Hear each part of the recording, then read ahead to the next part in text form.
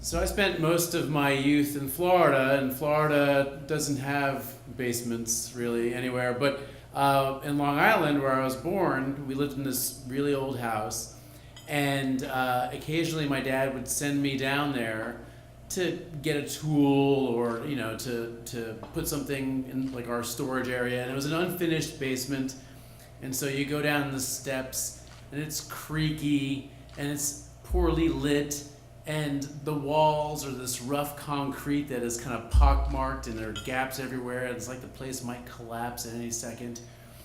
And it was damp and cool always, even in the middle of the summer. And it was the creepiest place, especially when critters would manifest. There was what I understand now to be a wolf spider that would hang out near the furnace, underneath the steps. And that thing terrified me because of what if it jumped down my throat if I got too close? And what about the centipedes that were everywhere? I mean, what if they crawled up my pants leg? That wouldn't feel too good. And there were flies and moths and, maybe perhaps the occasional mouse. And I was just terrified that this was their domain. It was in our home. We paid the mortgage for it. My dad reminded me of the mortgage every month. But they got a free ride, and I was kind of afraid to go in their dominion. And I think that's why, I didn't like the idea that there were lesser creatures that were over me in the hierarchy of beings.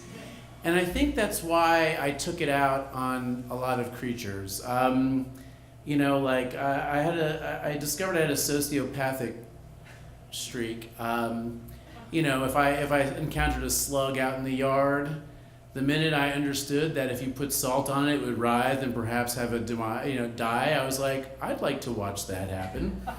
And I would do that, and I'd show my brother, and he's like, that's amazing, and we'd get a magnifying glass and burn ants. In fact, I had this little dance I did. If I saw that ants coming out of the sidewalk, and I'm probably 6, 7 years old. I'm like, ants, ants, ants, ants, ants, ants, ants, ants, and I just annihilate them all. It was really, and it made me feel like I was occupying my proper space in the universe. I also, during this period, was watching lots of black and white documentary shows on PBS. We never had cable when I was that young, and so it was just like the 3 networks and PBS. So I watched a lot of Sherman tanks roll over dead Nazis, and I thought that was the best because America was the best, and death from my murder experiences and from these shows seemed like just a part of life, but it was compartmentalized. Until I happened to catch a black and white show one day about the tallest man who had ever lived. I don't know if trivia question, does anyone know who that was? That's right, Robert Wadlow. And he was from New Jersey.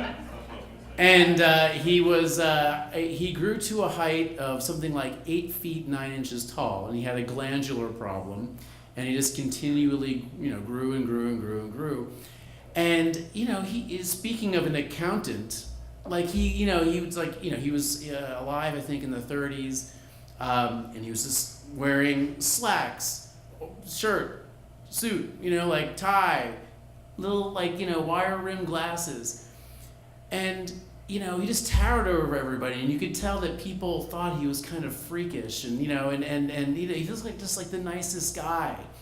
And when it all ends inevitably that his heart can't pump the blood everywhere, and it can cause a weakened heart condition, and he dies of some kind of heart issue. I just felt so horrible for this guy. I just felt like this is not fair. This should not happen to a nice looking young man from New Jersey like that. And I think he was 21 or something. And all of a sudden, not only was my basement of my house off limits, but after dark, my entire house was off limits because I was convinced that Robert Wadlow was stalking, me, for all of the murdering that I had done out in the sidewalks and whatever. And I told my dad about this because this was not a job for mom. And Dad, and he gave me that look that's like, I don't need this right now. Like, I'm just trying to, watch the game. And he's like, well, don't watch that shit anymore. Like it's PBS's fault, right? And so, I decided my approach was to make amends to the animal kingdom or the insect kingdom.